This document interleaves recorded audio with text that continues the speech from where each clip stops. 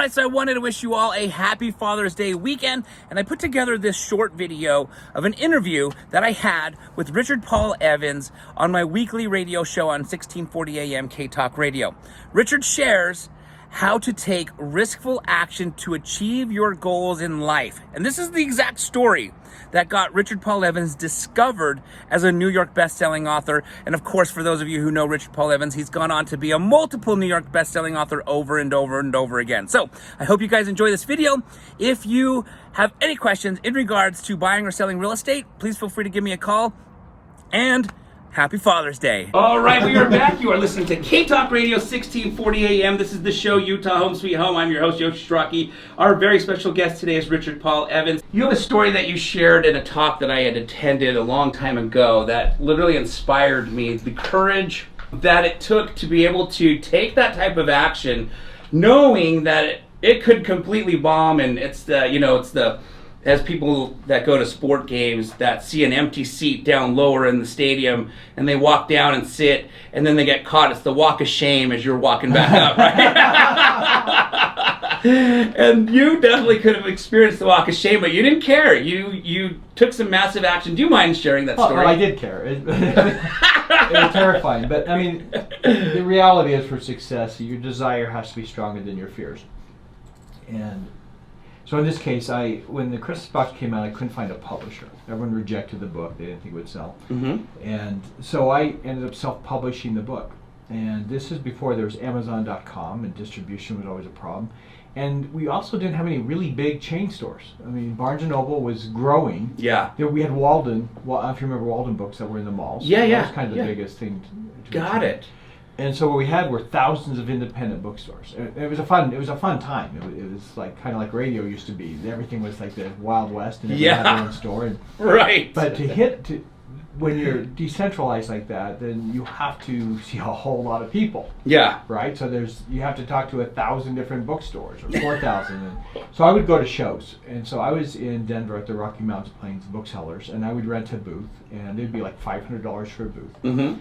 Which is a lot of money for me. I mean, I didn't have a lot of money, and I would look there. I'd sit there and look for people that had red tags, because red tags meant they owned a bookstore. Right. Well, I'd been there until about noon, and I'd only seen 2 red tags, and it's like, what gives? Yeah. It's like, this is, it's no use for me to talk to other authors, right? Right. So finally, I went to one of the show's organizers, and I said, "Where's all the booksellers?" Yeah. And it's Mountain Plains Booksellers, and she said, "Well, they're in Hall B with the authors."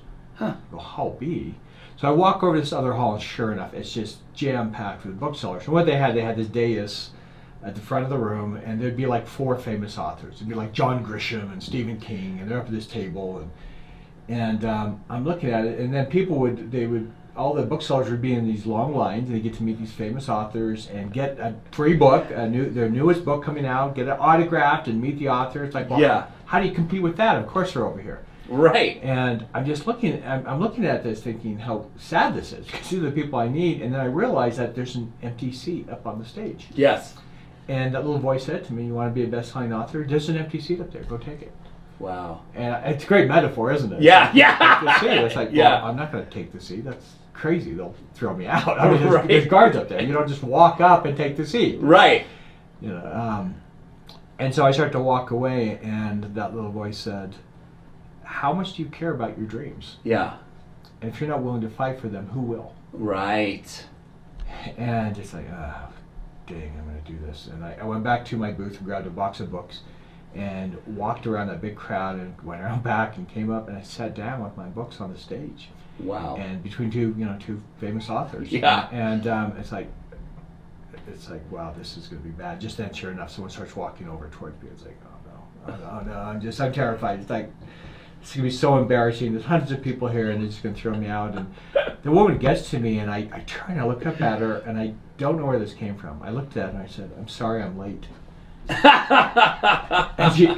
it just came out of my mouth. And she just looked at me like, oh.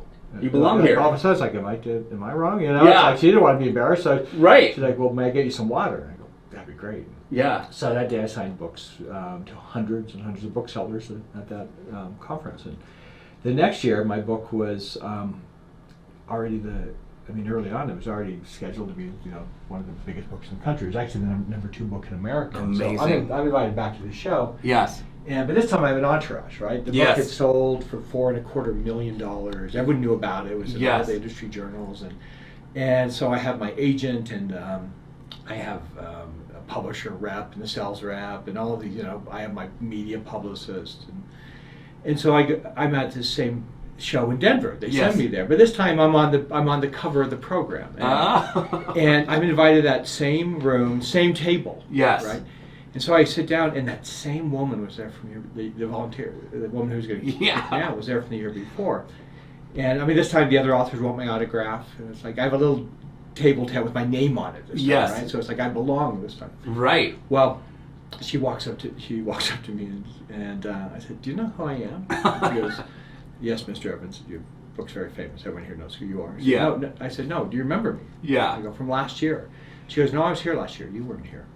And then she just looks at me for a moment. She goes, "Oh my gosh, you're that guy that crashed the book signing."